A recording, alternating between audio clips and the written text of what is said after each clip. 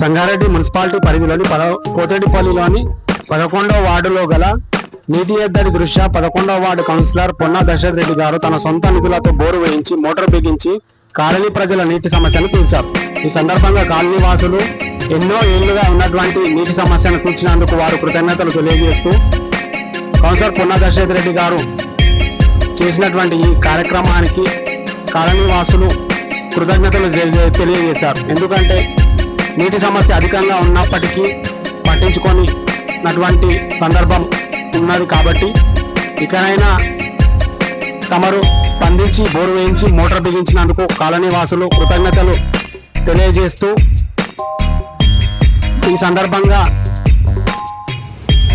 Bore motor ప్రారంభించి పూజా కార్యక్రమాన్ని నిర్వహించినటువంటి 11వ వార్డు కౌన్సిలర్ పొన్నా దశరథ్ రెడ్డి గారు నీటి సమస్య లేకుండా తీర్చేందుకు తన వంతుగా కాలనీలో ఏ సమస్యలు ఉన్నప్పటికీ వాటిని తీర్చేందుకు దశల వారీగా నిధుల లభ్యత మేరకు తన వంతు కృషిగా పనిచేస్తానని తెలియజేస్తూ కాలనీలో ప్రధాన సమస్య అయిన నీటి సమస్యనే గుర్తించి బోరు వేయించినందుకు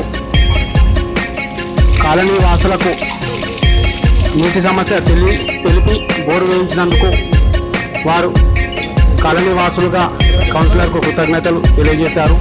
ఈ సందర్భంగా కౌన్సిలర్ పొన్నా దశరథ్ రెడ్డి గారు మాట్లాడుతూ ఎన్నో కాలాలుగా ఉన్నటువంటి నీటి సమస్యను గుర్తించి బోరు వేయించడం జరిగింది.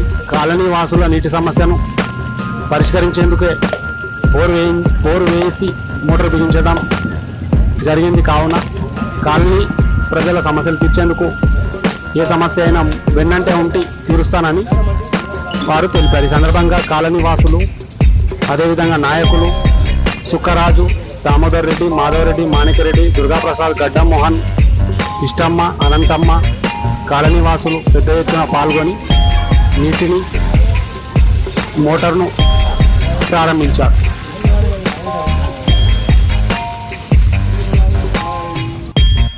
కాలనీ వాసులు 11వ వాళ్ళ దాని గురించి దశరథ రెడ్డి గారి ఆధ్వర్యంలో బోరు వేయడం జరిగింది. రజాకుల గల్లీ మరియు గౌడ్స్ గల్లీలా నీటి కొరత 3 సంవత్సరాలు ఉండే.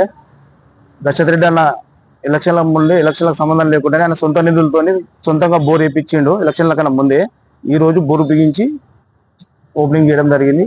కాలనీ వాసులందరూ ఆయనకు కృతజ్ఞతలు తెలియదు.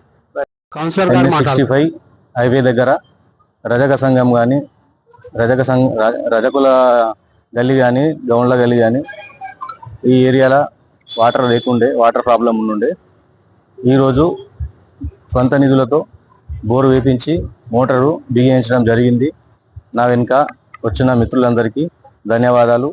ఇక ముందు నాతోటి అయిన సహాయం చేసుకుంటూ నా వార్డు ప్రజలకు అందుబాటులో ఉంటూ ఎక్కడ ఏ ప్రాబ్లమ్స్ ఉన్నా ముందుంటూ పరిష్కరించుకుంటూ వెళ్తానని కోరుకుంటున్నాను. ఆగండి. ఈ వీడియో కనుక నచ్చినట్లయితే లైక్ చేయండి, షేర్ చేయండి, కామెంట్ చేయండి. ఆ కామెంట్ బాక్స్లోనే మీ ఊరి పేరు రాయండి. ఎందుకంటే ఈ వీడియో ఎక్కడ దాకా పోతుందా అని మాకు తెలుసుకోవాలని ఒక చిన్న కోరిక.